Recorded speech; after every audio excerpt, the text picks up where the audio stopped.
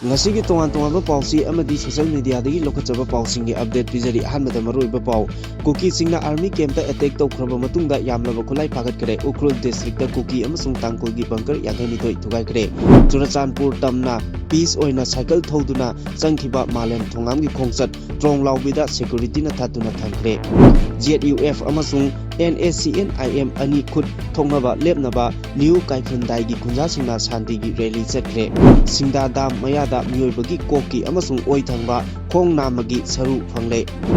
NRC pangthoklaba matung census tawgadabani haina mifam pangthokre niyam chumna census ki thabak pangthoknaba lengakna angamba thakto honagani haina chief minister Waikem Chana phungdokre toijam lokendro achoba drug mafia ni haina maral sirliba asi yumpham yaudaba wafamni haina lokendro na sengdorakli Tamil Sangambore gi mihat singna chief minister da mapamaduda leiriba miyamgi oiriba phibam sing pawdomkre Israel na Tehran da air strike sathakre Valen Sabu Nepal gi khwaidigi naha oiba prime minister oina wasak lokre napsa gi makada ching thanganbada aranba thong sathaba thingnare haina UKNA na phongdorakli Frontier Nagaland Territorial Authority official oina Union Home Minister na April thada lauthoknaba yana leire West Asia da thokliba lal gi chaitheng India da su phangba hore petrol amasung diesel gi maman lengdana thamnaba central government na excise duty handakre lenga ki gadget notification na miyamda khoirang kausang na halle Churachandpur da security gi gari mai thabada chenaba kuki masa mangasu phagatkhre imagi mera gi president Sujata da aki akhangpi ki bathong adu yaningte haina PNPD na phongdorakli pripa ki nipu taruk suba red army uprising day gi thorom pangthokre Adomna hojik yengberiba channel asi Kanglei Pauthang YouTube channel ni channel asida iramdam amadi mapalamgi maru oiba pausingi update taba amadi yengba phangbigani channel asina pau upload tawrakpa matamda adomgi device ta notification uba phangbinaba amadi channel asibu pungning thogatbiba oina sungsoi soidana subscribe tawbiduna bell icon nambiu haijabaga loinana Hojik pausing amuk sandongna pijari haukiba March 15 da kuki militant singna Churachandpur district lona riba Bishnupur district ki manung channa leiba phagakchau ikhai awang lekai da bom yauna apaba makhal gi khuchu khulai kaya sijinaduna kuki militant singna attack chathakiba aduga mari lainana BSF Army CRPF amasung IRB gi apunba combined force na chathakiba operation da IED yauna yamlaba khulai sing phagat pangamkhre amaromda Ukhrul district ki manung channa leiba Mahadev Thoya da kuki militant sing amasung tangkol naga volunteer sing gi marakta ngaihat leitana khut thongnakibagi thodok aduga mari lainana combined force na chathakiba operation da nakal anigi oina ain kaina saramba bunker yangkhaini thoi thugaikre bunker sing adu thugaikibana maram oiraga numai kapagi chang andhare hari kuki militant singna Churachandpur gi Holjang Golthel chingthaktagi phagakchau ikhai awang lekai da leiba army gi camp ta attack tawrakiba aduga mari lainana ngarang ayu anganbadagi hauna kuki singna nongmai kaplakhiba mafam adu yauna manak nakpada leiba jaga singda paksana operation chathakibani Churachandpur police station gi manung chanba S Nabin amasung Loilam Court area da chathakiba operation da single barrel ani taranitoi ball gi maru manga hand grenade ama PK bomb ama kg mari lumba IED ama 40 mm gi bomb ani pompi ani 30 mm gi grenade ani recover tawki hawjikchu operation adu makhata na chathari Ukhrul district ki Mahadev Thoyi area da kuki militant sing amsung tangkol naga singi marakta leptana khut thongna ba tawdoka mari leinana combined force na chathakiba operation da nakal aningma ki oina ain kaina sajilamba bunker kaya thugai kibada natana makhal makha kaya gi khut thongna kibagi tawdok sing adu thoktana ba operation amadi area domination gi thabak leptana chathari security force ki maikai laloba sing adu gi lotpham sing adu thugainaba intelligence ki oiba pausing collection tawbagi thabaksu yamna kana chathari miyamna su tonga thajabiganu hairakli Kangpokpi district ki manung chanba new Kaithel Manbi police station la konba Gamkhaidai village da chathakiba operation dana ball action rifle ahum SBBL gun ama magazine ga konaba 9mm pistol ani taranithoi borgi empty case tara recover tawre hari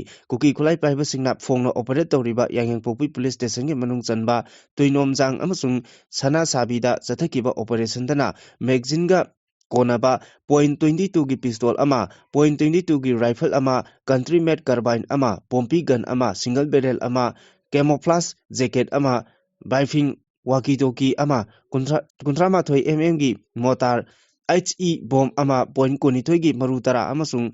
SLR gi magazine ama recover tore hari Cycling for Peace in Manipur haiba team da social activist Malem Thongamna cycle thoduna Manipur gi district khudingmakda shanti gi paujel puduna chaliba khongsat ki makha tarakpada ngarang Churachandpur tamna peace oina cycle thoduna chatkhiba khongsat da trong lawbida security singna thaduna chalan khidre hari makha taba paw ngaiminaba tari Khulai Paiba Lalolup Jaliangrong United Front ZUF amasung National Socialist Council of Nagalim Isak Muiba NACNIM anigi marakta Tamenglong District ki National Highway 37 Imphal Jiribam lambi gi New Kaifundai Khulda thangna na nongmai kamna khibagi thokdok sing thoktuna manak nakpada leiba khunja singda aki tujungba pokhanba asina khunja sing kibadagi khul thadoktuna saphagada ba mafam singda lanje nakraba matungda mafam asida leiriba khunja singna shanti amasung tangdu leitana leiba pami haiba utuna ngarang mafam adugi akoibada leiba nupi lupsingna miyamgi oiba shanti khongsat ama chatkre khongsat aduda rongmai naga luhaphum Manipur Goinanglong Ruangrina rongmai naga council Manipur Goinarong Luangrin amasung rongmai naga youth organization Manipur Goinalong Ruangring singna punna khusam duna kaifundai khulgi akoibada shanti gi khongsat adu chatkibani mafam aduda tangdu leitaba amasung shanti puraknabagi pandamda chatkiba nupi lupsinggi shanti gi khongsat aduda saruk yakhiba singna we want peace Vacate the balance peace no war gun fair is no solution for peace we need change haiba kolausing lauduna khongsat adu chatki shanti gi khongsat aduda saruk yakhibi wangangloi amana phongdorakpagi matung inna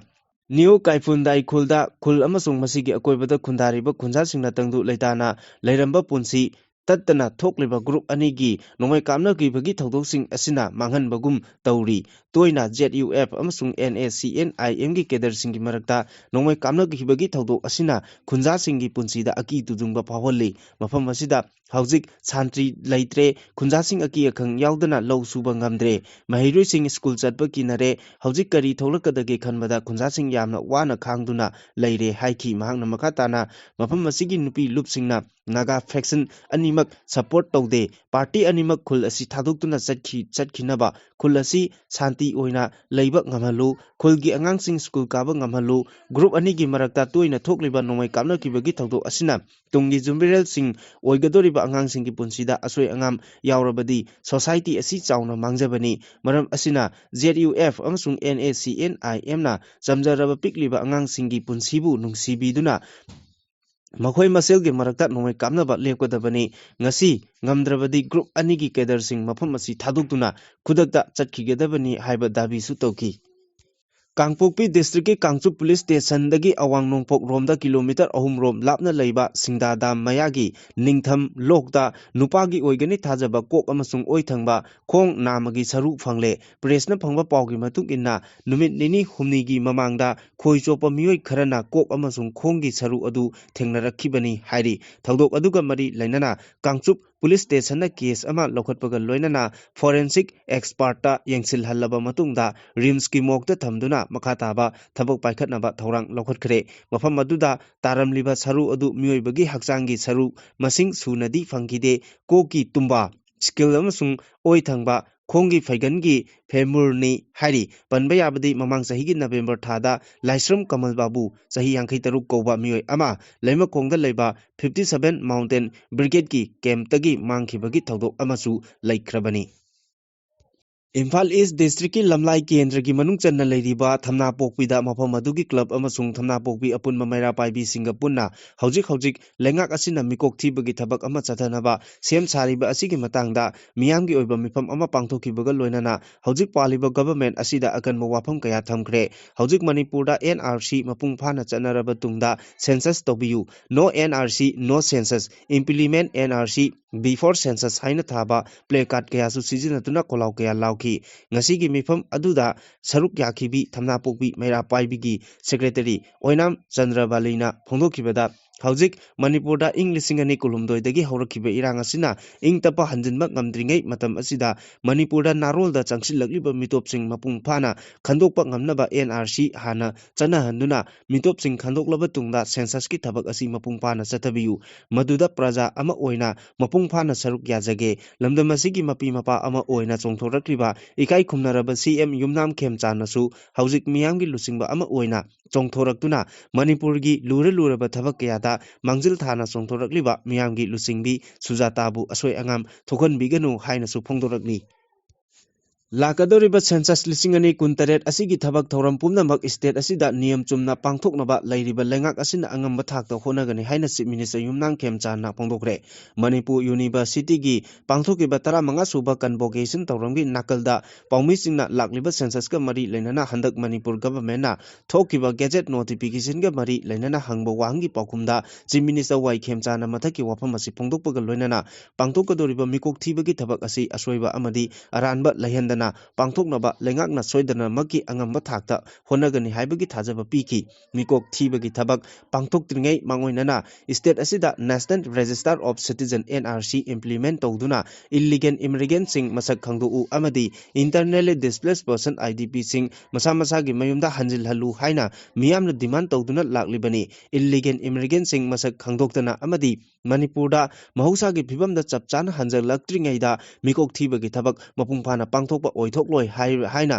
civil society organization mahairoi lupsing amadi miyamna akanba kholau lauduna hauzik lairibani marak asida Manipur lengakna handak khangawdana gazette notification ama thoklaktuna census lisingani kuntaret ka mari lainana yumkok masing thibagi thabak asi chahi asigi September amadagi September 30 fawbugi manungda pangthoknaba matam lepkhibani Ministry of Home Affairs na census ki thabak pangthokjringai mangoinana chahi asigi April amadagi September 30 fawbugi manungda yumkok thibagi thabak state amadi union territory khudingmakta pangthoknaba khangankibani Haukiba tang kun mari ahing nongyaida Imphal East ki Kongpal Ningthobung Lekai da leiba mamangda Khurai Esigi mirep oikiba Toijam Lokendrogi yumgi thongalda bom langsinduna pokai halambagi thodok thokraba matungda thodok asiga mari lainana lona thingkraba yawolup KCP apunmana thadorokpa cherol amada Toijam Lokendrobu drug mafia ni haina wahai sijinaduna sirakliba moral asi Toijam Lokendrobu lebang miyamgi mamangda amadi mahaki political career da Mingchat Thinaba Honaba Yumpham Yaudabani Haina Singdorakli Kongpal Ningthobung Lekaida Leiba Lokendro ki yumda pangthokiba paugi mifam amada Lokendro na makhatana phongdokhibada mahangna ngasi fawbada miyamgi seba tawrakpa matamda drug mari leinaba karbarda khong thangjinkiba amata leikhidri Kendra miyam mahakpu nungsibiduna amasung thajabiduna politics ki khongchat amada punna chapminnaba natana miyoi amata mahakna aranba hiram amatada sijinakhiba leite amasung naha amatada mahakna lana lamjingkibasu leite Khurai Kendragi social worker ama oina ngasi phawbada miyamgi seba tawrakpa amadi kanagumba lanai miyoi ama natraga lup amataga karigumba hiram amatada Drakka mari lainana wari sanakiba amadi pau phaunakibasu leite phongdorakli aranba yumpham yaudaba wafam asida mahaka naknana kairoi lekai maira paibi ima iben amasung kendragi miyamda aki akhang piba manba wafam ama sijinariba asisu laibak thibani hairi mahana makhatana amuka hai handak mangonda thokliba thodok asi kanaguma miyoi karana politics ki khudong chaba launaba honarakpa mali mamangda lamdam asida drug cartel kaya fakhiba leirabasu ngasi phawba makhoi gi mathakta kanagumba luk amatana wafam amata thamkiba leite adubu drug karbar su tawdaba masada asiguma maral sirakpa asi laibak thibani amadi lamdam asida drug lalonbaga mari lainaba miyoising hiram amatada mahangna pungning thogatpa leite haiki ngasi phawbada political platform da drug lalonba singi mayokta kholau kaya laudunasu lakli maram aduna asigumba mari lainadaba wafamda mahaki mathakta maral siba miyamda lana uhanduna mingjat thiba yabo wafam phongdoraktringaida lebaki asumbagi damak leibiriba lup kayana kumna thijinbiraga sirakliba maral asi sengdokpirau haina apil torakli Tamil Sangam Moregi Mihut Kangbu Amana Chief Minister Yumnam Khemchan Unaduna Mafam Aduda Khundariba Community Singi Haujik Oiriba Pibamgi Matangda Paudungkibaga Loinana Chief Minister Nasu Mafam Aduda Mahusaki Punsida Lagnaba Amadi Chakwat Thorangi Matangda Lokot Payaba Tabaksing Lokot Kani Habigi Tajaba Pikre Chief Minister Y Khemchan Extra Thadoropa Warol Amada Mahaki Office Moregi Tamil Sangam General Secretary KBS Miyamna Lusingba Mihut Kangbu Amalagtuna Tamil Community Yauna Moreda Khundariba Community Singi Oiriba Pibamgi Matangda Marik Sumna Paudongki Lengak Asina Moreda Khundariba Community Marakta Amaga Hanagumna Nungsi Chanan Leminaduna Ing Tapa Amadi Chakwatpa Mapam Ama Ohenaba Honaba Haibasi Ahanba Ithaudang Amani Haina Khanduna Tabak Lokatli Atubu Matamda Ing Tapa Puraknaba Lokatpa Yaba Tabak Singsu Lokatkani Kwaidagi Maru Oiribasi Community Marakta Thajanaba Leinaba Nungsi Chanaba Amadi Amaga Mateng Pangnaba Haiba Asina Yamna Maru Oi Haina Chief Minister na Phongdokli Amaromda Kendriya Vidyalay Sangadan Tinsukia Region-gi Deputy Commissioner Taurem Pritam amasung KBS number 1 Lamphel-dagi Horakiba Social Activist Dayanand Sharma Anina CM Secretary ta Chief Minister Y Khemchan ko unaduna state asigi tongan ba district singda anoba Kendri Vidyalaya Mapan lingkhatnabagi matangdasu wari sanakhre hari Israel Defense Force na ngarang Tehran City mayol magtada leiba maruoiba infrastructure singda nongthaktagi attack chathakre hiramasiga mari lainana thadurakiba IDF ki warol amana hai Tehran gi mafam kayada nongthaktagi attack chathaduna maruoiba infrastructure kaya marum amang ata thokanba ngamle cherak asida US President Donald Trump na West Asia da ahenba lanmi lising tara thajin namba thorang lokhatle haina Wall Street Journal gi report amana phongdoragli mamangda Trump na lanmi lising ama chamanga Middle East da thajilakpa laikhrabani hojik thokliba lal asi US na mai pakle haina claim tawkhiba tarabasu Iran gi oinadi aroiba mikup phawba lanthengna kigani haina achetpa phirep lawri Fox News da piba interview amada Trump na hai US na luchinglaga chathaba operation da Iran gi maru oiba military infrastructure pumnamak amang ata thonba ngamle Iranian Navy gi mapangal sontha hanbaga loinana missile program da chauna amang ata thohale West Asia da thokliba lal asina maram oiraga malem gi mafam pumnamakta oil and natural gas ki problem leinarabani Rapper Orambadigi politics ta Khongdarakiba Balendra Sihabu Nepalgi Khwaidigi Naha Oiba Prime Minister Oina Wasak Lokre Mamang Chahida Naharol Singna Lusingba Gen Z gi Iho Hokraba Tungda Pangthokpa Nepalgi Mikhalda Mahakna Vote Masing Yamna Phangduna Mai Pakhi President gi Office da Pangthokkiba Akhanaba Thorom Amada Nepalgi President Ramchandra Paudelna Balendra Sahabu Thabak Paiba Amadi Aron Mangakpagi Wasak Lauki Thorom Aduda Vice President Ram Saha Prasad Yadav Chief Justice Prakash Man Singh Out National Assembly gi Chairperson Narayan San Prasad Dayal Hanagi Prime Minister Singh Senior Leader Singh Security Chief Amadi Diplomat Kayana Saruk Yaki Nepalgi Nifutare Suba Prime Minister Oina Puraba Balen Sahabu Ngarang House of Representative ki member Oina Wasak Lauki Masagi Sahi Kuntra Manga Suraba Mioi Asi Structural Engineer Oina Purakibaga Loinana Ming Chatlaba Rapper Amasu Oiram Kibani National Food Security Act amasung One Nation One Region Card System gi makada miyam da cheng phanganbada aranba thong chathaba thengnare haina United Kuki National Army UKNA na thadorokpa cherol amana hairikli cherol sin makatan hai IDP amati misam miyam da cheng phanganbada akhanaba official kharana aranba thong chathare masina maram oiraga Hanadagi awaba mayokna duna lairaba miyamda ka hena kudung chadaba mayokna hale micham miyamda Yenthokadaba polam sing aran mamongda sizinabagi thong asi akanba mongda condemn tawi hiramasida chenariba Consumer Affairs and Food Public Distribution Department gi official sing amadi transport contractor singi mathakta matik chaba action lokonabagi damak manung mapan phawna uba inquiry chathargadabani miyamda phangangadaba cheng amadi atai polam sing lana lothokpada chenariba miyoi singna media gi khuthangda Churachandpur amasung Federal District ki miyamda ngakpi naba haijagadabani Natrabadi akan mamiyeng changlagani. Union Home Minister Amit Shahana lagliba April da Frontier Nagaland Territorial Authority gi official oina lauthokla bayai haina Nagaland gi Chief Minister Dr. Naifyo Rio na phungdokre Kohima da Assembly Secretary da Paumisinga unabada Chief Minister na hai April tha da Home Minister na FNTA official oina lauthokna bagi wapam kangalakle hauzik chathariba Nagaland Legislative Assembly gi mifam da FNTA bill puthokra batungda wapam asi phungdorakpani February manga da hiramasiga mari Lainana India Government, Nagaland Government, amadi Eastern Nagaland People's Organization na Memorandum of Agreement ama kuyek pinakrabani Rio na haiki State Langang na NPO ga yanakibagi matung inna Frontier Nagaland Territorial Authority gi semnaba thaurang lokolakpani mamangda kumja lisingani kuntaruk kuntaret ki budget puthokladuna Chief Minister na haiki Eastern District ta kundariba miyamna matam kaya gi mamangda gi tanduna lakpa demand phangannabagi pandamda lengang na akhanaba thorang ama lokalakpani ahan bokongthang oina MPO na khujek pina khraba tungda Union Home Minister na hongnabi matung inna Territorial Authority sembagi wapam official oina lauthoklagani matam changna yenaduna laklabasu mari lenaba pumnamakna angamba thakta mating pangbirakhiba maramna agreement adu khuyek pinaba ngamkhibani Eastern District ta khundariba miyambu chawkhat lambida puraknabagi pandamda tangai padana Territorial Authority semba mathautai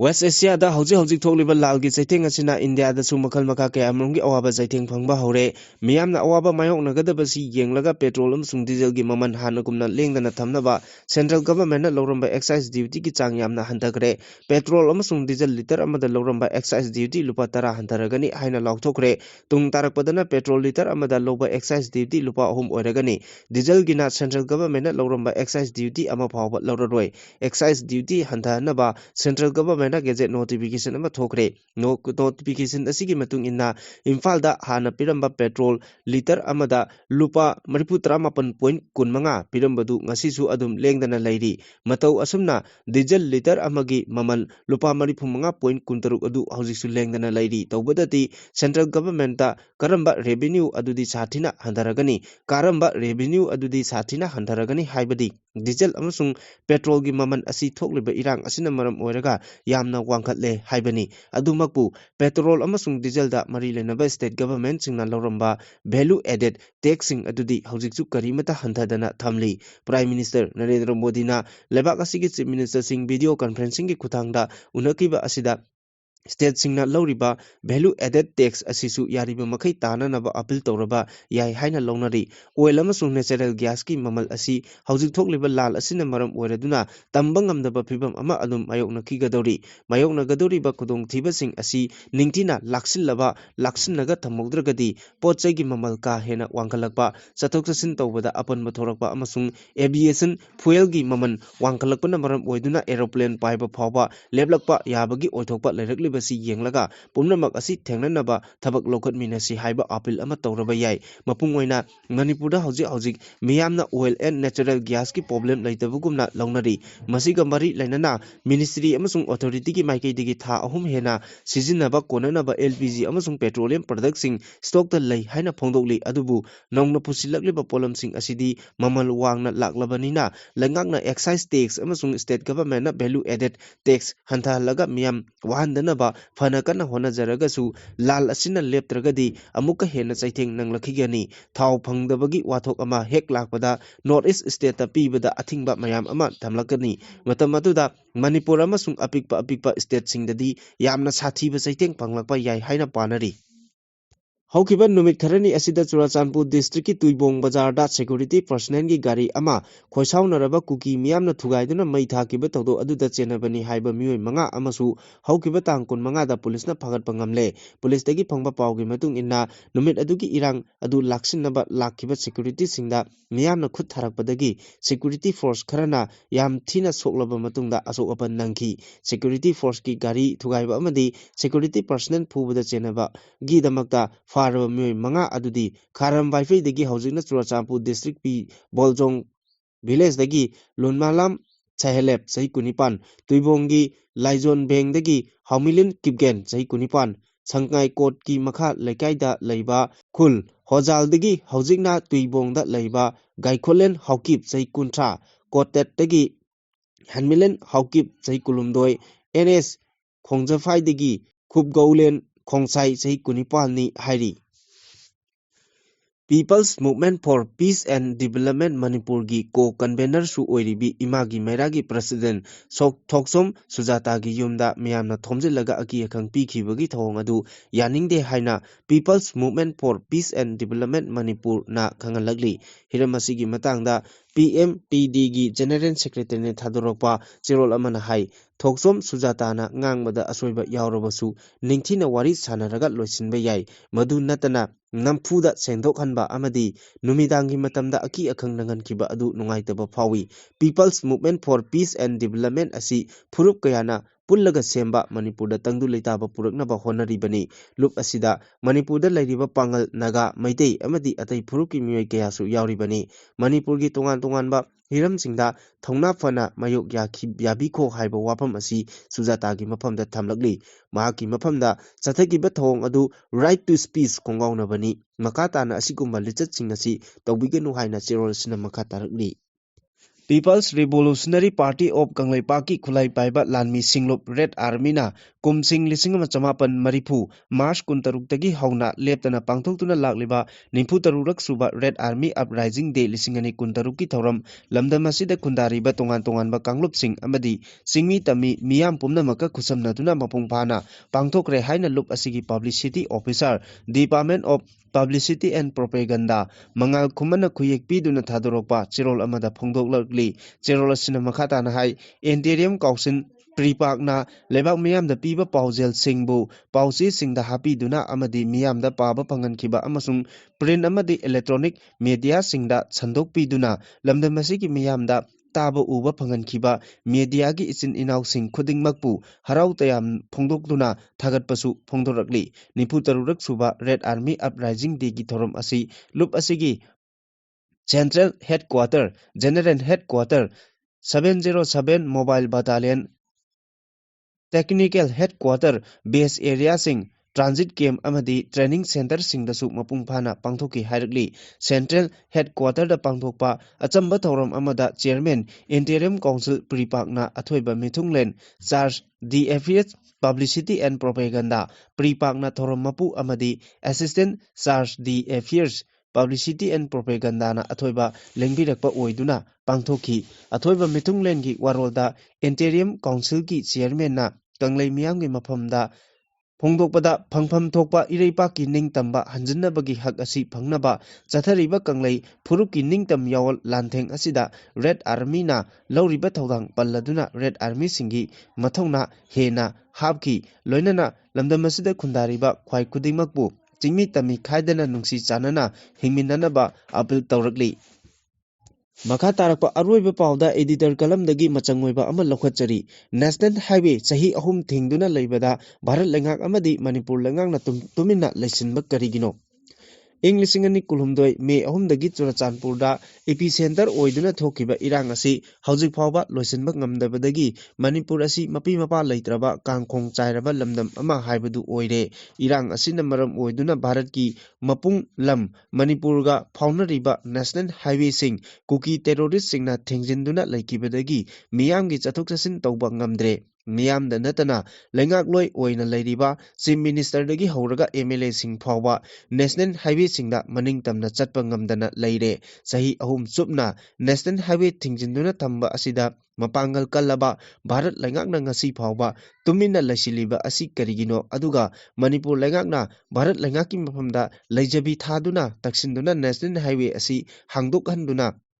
ꯂꯝꯗꯝ ꯑꯁꯤꯒꯤ ꯃꯤꯌꯥꯝ ꯃꯅꯤꯡꯇꯝꯅ ꯚꯥꯔꯠꯀꯤ ꯂꯝꯁꯤꯡꯗ ꯆꯠꯊꯣꯛ-ꯆꯠꯁꯤꯟ ꯇꯧꯕ ꯉꯝꯍꯟꯗ꯭ꯔꯤꯕ ꯑꯁꯤꯅ ꯀꯔꯤꯒꯤ? ꯑꯣꯏꯔꯤꯕ ꯐꯤꯚꯝ ꯑꯁꯤꯅ ꯇꯥꯛꯄꯗꯤ ꯚꯥꯔꯠ ꯂꯩꯉꯥꯛ ꯑꯃꯁꯨꯡ ꯃꯅꯤꯄꯨꯔ ꯂꯩꯉꯥꯛ ꯑꯁꯤ ꯃꯅꯤꯄꯨꯔ ꯃꯤꯌꯥꯝꯒꯤꯗꯃꯛꯇ ꯑꯣꯏꯅꯗꯤ ꯃꯃꯤꯡꯇꯒꯤ ꯑꯣꯏꯅ ꯂꯩꯔꯦ, ꯃꯅꯤꯄꯨꯔꯒꯤ ꯃꯤꯌꯥꯝꯅ ꯋꯥꯔꯒ ꯀꯨꯝꯍꯩꯒꯨꯝꯅ ꯌꯦꯡꯗꯨꯅ ꯅꯣꯛ ꯈꯦꯗꯨꯅ ꯂꯩꯔꯦ ꯍꯥꯏꯕꯗꯨ ꯇꯥꯛꯄꯅꯤ ꯍꯥꯏꯕꯗ ꯍꯥꯏꯃꯟꯕ ꯊꯣꯛꯂꯣꯏ ꯍꯥꯏꯅ ꯈꯜꯂꯤ꯫ ꯃꯅꯤꯄꯨꯔ ꯂꯩꯉꯥꯛꯁꯨ ꯃꯅꯤꯄꯨꯔ ꯐꯥꯎꯗꯨꯅ ꯆꯠꯂꯤꯕ ꯅꯦꯁꯅꯦꯜ ꯍꯥꯏꯋꯦ ꯉꯥꯛ-ꯁꯦꯟꯕꯒꯤ ꯊꯧꯗꯥꯡ ꯑꯁꯤ ꯁ꯭ꯇꯦꯠꯀꯤ ꯁꯕꯖꯦꯛꯅꯤ ꯍꯥꯏꯅ ꯈꯪꯂꯕꯁꯨ ꯉꯥꯛ-ꯁꯦꯟꯕꯒꯤ ꯊꯕꯛ ꯃꯄꯨꯡ ꯐꯥꯅ ꯄꯥꯡꯊꯣꯛꯄ ꯉꯝꯗꯕ ꯀꯔꯤꯒꯤꯅꯣ? ꯑꯃꯔꯣꯝꯗ ꯁ꯭ꯇꯦꯠ ꯂꯩꯉꯥꯛꯀꯤ ꯑꯁꯣꯟꯕ ꯑꯁꯤ ꯚꯥꯔꯠ ꯂꯩꯉꯥꯛꯅ ꯃꯌꯦꯛ ꯁꯦꯡꯅ ꯈꯪꯂꯒ ꯁ꯭ꯇꯦꯠ ꯂꯩꯉꯥꯛꯀꯤ ꯃꯇꯦꯡ ꯄꯥꯡꯕꯤꯗꯨꯅ ꯀꯔꯤꯒꯤꯗꯃꯛ ꯅꯦꯁꯅꯦꯜ ꯍꯥꯏꯋꯦꯁꯤꯡ ꯊꯤꯡꯖꯤꯜꯂꯤꯕ ꯑꯁꯤ ꯍꯥꯡꯗꯣꯛꯅꯕ ꯍꯣꯠꯅꯗꯅ ꯆꯍꯤ 3 ꯔꯣꯝ ꯑꯁꯤ ꯃꯅꯤꯄꯨꯔ ꯃꯤꯌꯥꯝꯕꯨ ꯆꯠꯊꯣꯛ-ꯆꯠꯁꯤꯟ ꯇꯧꯕ ꯌꯥꯗꯅ ꯊꯝꯂꯤꯕ ꯑꯁꯤ ꯃꯅꯤꯄꯨꯔꯤ ꯃꯤꯌꯥꯝ ꯑꯗꯨꯛꯀꯤ ꯃꯇꯤꯛ ꯄꯦꯟꯗꯕ ꯐꯥꯎꯕ ꯍꯥꯏꯕꯗꯨ ꯑꯣꯏꯔꯦ꯫